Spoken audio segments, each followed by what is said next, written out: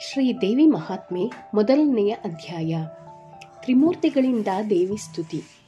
ನೈಮಿಷಾರಣ್ಯದಲ್ಲಿ ಶೌನಕರೇ ಮೊದಲಾದ ಋಷಿವರ್ಯರು ಸೂತ ಪುರಾಣಿಕರನ್ನು ಕುರಿತು, ಸ್ವಾಮಿ, ಮಹಾಪುಣ್ಯಕರವಾದ ದೇವಿ ಮಹಾತ್ಮೆಯನ್ನು ಹೇಳಿ ಎಂದು ವಿನಯದಿಂದ ಪ್ರಾರ್ಥಿಸಿದರು. ಸೂತ ಪುರಾಣಿಕರು, ಶೌನಕರೇ, ಸಾಕ್ಷಾತ್ ಶಿವನೇ ತನ್ನ ಭೃತ್ಯನಾದ ನಂದೀಶ್ವರನಿಗೆ ಹೇಳಿದ ದೇವಿ ಚರಿತ್ರೆಯನ್ನು ನಾನು ನಿಮಗೆ ಹೇಳುತ್ತೇನೆ. ಇದರ ಶ್ರವಣದಿಂದ ಮೋಕ್ಷ, ಸಂಪತ್ತು, ಸರ್ವ ಅಭೀಷ್ಟ ಸಿದ್ಧಿಗಳೂ ದೊರೆಯುತ್ತವೆ ಎಂದು ಸಂಕಲ್ಪ ಮಾಡಿ ದೇವಿ ಮಹಿಮೆಯನ್ನು ಹೇಳಲು ಪ್ರಾರಂಭ ಮಾಡಿದರು. ಭಗವಾನ್ ಶಂಕರನ ನಿವಾಸವಾದ ರಜತಾದ್ರಿಯು ಅತ್ಯಂತ ಮನೋಹರವಾಗಿತ್ತು.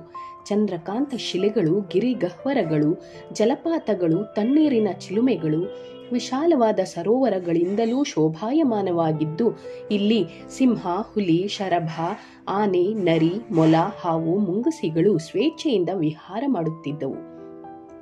ಗಿಳಿ, ಕೋಗಿಲೆ, ಸಾರಸ ಪಕ್ಷಿಗಳ ಗಾಯನ ಮನೋಹರವಾಗಿತ್ತು. ತಾಳೆ, ತೆಂಗು, ಮಾವು, ಹಲಸು, ನೆಲ್ಲಿ, ಖರ್ಜೂರ, ನಿಂಬೆ, ಜಂಬು ಮೊದಲಾದ ಫಲವೃಕ್ಷಗಳು, ಕದಲಿ ವೃಕ್ಷಗಳಿಂದಲೂ ಶೋಭಾಯಮಾನವಾಗಿದ್ದ ಈ ಪ್ರದೇಶದಲ್ಲಿ ಮೃಗಗಳು ಪರಸ್ಪರ ವೈರವನ್ನು ಮರೆತು ಸ್ನೇಹದಿಂದ ಜೀವಿಸುತ್ತಿದ್ದವು. ರಜತಾದ್ರಿಯ ಸುಂದರ ಪ್ರದೇಶವು ಪೇಟೆ ಬೀದಿಗಳಿಂದಲೂ, ಮನೆ ಮನೆಗಳಲ್ಲಿ ಉಪವನಗಳಿಂದಲೂ, ಪಚ್ಚೆಯ ಜಗಲಿಗಳು, ವಜ್ರಖಚಿತ ಕಂಬಗಳು, ಪುಷ್ಯರಾಗದ ತೊಲೆಗಳು ತುಂಬಿದ ಗೃಹಗಳಿಂದ ಮೋಹಕವಾಗಿತ್ತು. ಶಿವನು ವಟವೃಕ್ಷದ ಮೂಲದಲ್ಲಿ ಆಸೀನನಾಗಿದ್ದನು. ಯಕ್ಷ, ಕಿನ್ನರ, ಗಂಧರ್ವರು, ಭೂತಗಣಗಳು, ಸಿದ್ಧ ಸಾಧ್ಯರಿಂದ ಸೇವಿತನಾದ ಶಂಕರನ ಮುಂದೆ ವಿನಾಯಕ, ಷಣ್ಮುಖ, ನಾರದ, ತುಂಬುರರು ವಿನಯದಿಂದ ನಿಂತಿದ್ದರು. ಹೀಗಿರುವಾಗ ಸರ್ವಮಂಗಳ ಎನಿಸಿದ್ದ ಗೌರೀದೇವಿಯು ಶಿವನಿಗೆ ಆರತಿಯನ್ನು ಬೆಳಗಿ, ಜಯ ಜಯ ಶಂಕರ, ಜಗತ್ಪತಿ ಜಯವಾಗಲಿ ಎಂದು ಹಾರೈಸಿದಳು. ಆಗ ಶಿವನು ಹರ್ಷದಿಂದ ನಗುತ್ತಾ ಪಾರ್ವತಿಯನ್ನು ತನ್ನ ಎಡ ತೊಡೆಯ ಮೇಲೆ ಕುಳ್ಳಿರಿಸಿಕೊಂಡನು. ಆಗ ಪುಷ್ಪವೃಷ್ಟಿಯಾಯಿತು. ಶಿವ ಭಕ್ತರು ಶಿವ ಪಾರ್ವತಿಯರನ್ನು ಸ್ತುತಿಸಿದ್ದರು. ದೇವದುಂದುಬಿಗಳು ಮೊಳಗಿದವು. ಹೀಗೆ ಶಿವನ ಸಭೆಯು ಸಂಭ್ರಮೋತ್ಸಾಹಗಳಿಂದ ತುಂಬಿತ್ತು. ಆಗ ನಂದಿಕೇಶ್ವರನು ಶಿವನಿಗೆ ಸಾಷ್ಟಾಂಗ ನಮಸ್ಕಾರ ಮಾಡಿ ನಿಂತನು. ಶಿವನು ಅವನನ್ನು ನೋಡಿ ಆನಂದದಿಂದ ಮುಗುಳ್ನಕ್ಕು, ನಂದೀಶ್ವರನೇ, ಏನು ನಿನ್ನ ಅಭಿಮತ ಹೇಳು ಎಂದನು. ನಂದೀಶ್ವರನು ಪರಮ ಭಕ್ತಿಯಿಂದ, ಸ್ವಾಮಿ, ನನಗೆ ದೇವಿ ಮಹಾತ್ಮೆಯನ್ನು ಕೇಳಬೇಕೆಂಬ ಆಸೆಯಾಗಿದೆ. ಕರುಣಾ ಸಮುದ್ರನಾದ ನೀನು ಆ ಮಹಾತ್ಮೆಯನ್ನು ಹೇಳಬೇಕೆಂದು ಪ್ರಾರ್ಥನೆ ಎಂದನು. ಅದಕ್ಕೆ ಶಿವನು ನಕ್ಕು ದೇವಿ ಮಹಾತ್ಮೆಯನ್ನು ವಿವರಿಸಿದನು. ಹೇ ನಂದಿ, ದೇವಿ ಮಹಾತ್ಮೆಯನ್ನು ಕೇಳು. ಹಿಂದೆ ಬ್ರಹ್ಮದಲ್ಲಿ ಚಿತ್ಶಕ್ತಿ ಹಾಗೂ ಮಾಯೆ ಉತ್ಪನ್ನವಾಯಿತು. ಚಿತ್ಶಕ್ತಿಗೆ ಚೈತನ್ಯವೆಂದು ಹೆಸರು. ಮಾಯೆಯು ವಿದ್ಯೆ ಹಾಗೂ ಅವಿದ್ಯೆ ಎಂಬ ಎರಡು ಭಾಗವಾಯಿತು. ಈಶ್ವರನಿಗೆ ಜಗತ್ತೇ ಶರೀರ. ಆತನ ರೂಪವು ಜಗತ್ತಿನಲ್ಲಿ ತುಂಬಿದೆ. ಆತನದು ಸಹಸ್ರ ಅವಯವಗಳು. ಸತ್ವ, ರಜಸ್, ತಮಸ್ ಮೂರು ಗುಣಗಳು.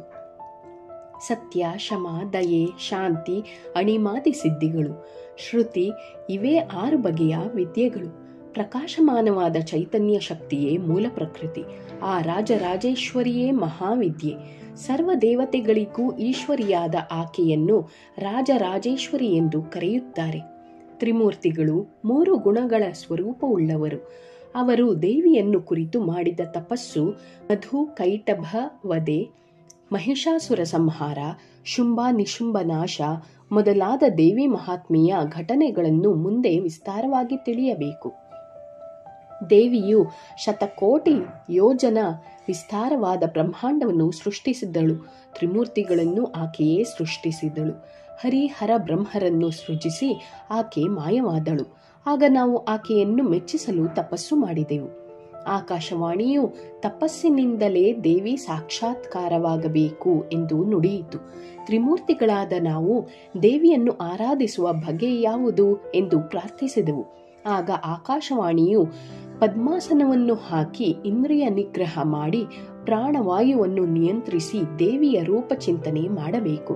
ದೇವಿಯ ರೂಪವು ಹೀಗಿದೆ: ಹೊಳೆಯುವ ಕಿರೀಟ ಕುಂಡಲಗಳು, ತಲೆಯಲ್ಲಿ ಅರ್ಧಚಂದ್ರ, 3 ನೇತ್ರಗಳು, ಸುಂದರವಾದ ಕಪೋಲ, ದಂಡ, ಪಾದ, ಹಸ್ತಗಳಿಂದ ಶೋಭಿಸುವ ಗುಣರಹಿತಳೂ ಪರಬ್ರಹ್ಮ ಸ್ವರೂಪಿಣಿಯೂ ಆದ ದೇವಿಯನ್ನು ಧ್ಯಾನಿಸಬೇಕು.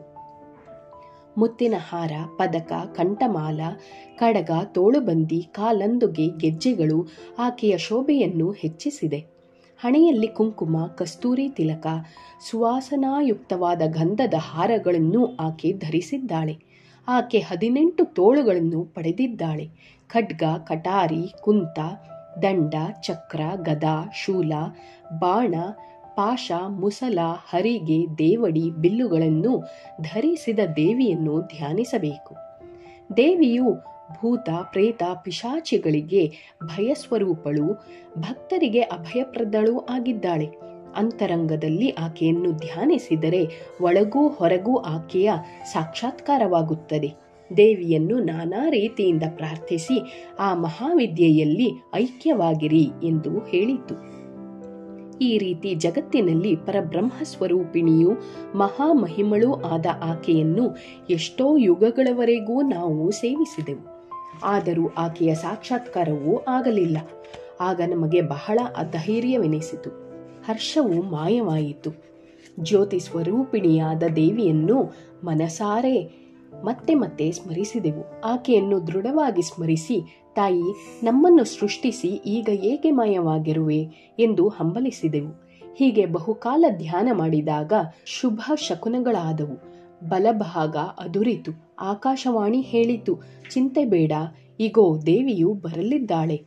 ನಾವು ಹೃದಯದಲ್ಲೇ ದೇವಿಯನ್ನು ನೆನೆದೆವು ಎಂಬಲ್ಲಿಗೆ ಶ್ರೀಮತ್ ಪರಮಹಂಸ ಪರಿವ್ರಾಜಕಾಚಾರ್ಯ ಶ್ರೀ ಚಿದಾನಂದ ಗುರುವರ ಶಿಷ್ಯ ಶ್ರೀ ಚಿದಾನಂದಾವಭೂತ ವಿರಚಿತ ದೇವಿ ಮಹಾತ್ಮೆಯಲ್ಲಿ ತ್ರಿಮೂರ್ತಿಗಳ ತಪಸ್ಸೆಂಬ ಮೊದಲನೇ ಅಧ್ಯಾಯವು ಮುಗಿಯಿತು.